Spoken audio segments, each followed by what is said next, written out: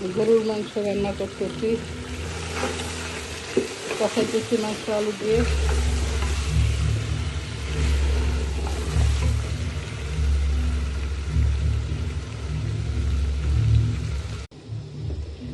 গরম পানি দিয়ে দিব মাংসের সাথে।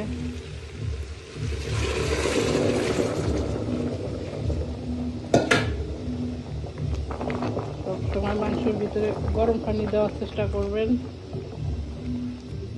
মাংসতে গরম পানি, মাংস মাছ যে কোনো রান্নাই দিলে রান্নাটা অনেক মজা হয়, ভালো হয়।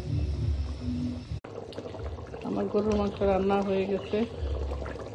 আজকে রান্নাটা একটু ঝোল ঝোল রাখবো। আমার রান্না কেমন হয়েছে আপনারা আমাকে জানাবেন কমেন্টসে। আপনারা লাইক দিবেন, কমেন্টস করবেন, শেয়ার করবেন। আপনারা ভিডিও দেখেন, লাইক দেন না, কমেন্টস করেন না, শেয়ার করেন না, কেন করেন না বলেন তো ভাই বোনরা?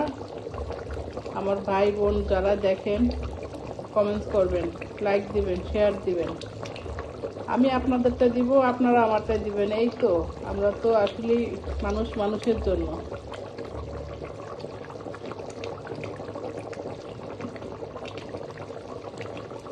এই তো, যদি ভালো লাগে দেখে আমাকে কমেন্টস করবেন।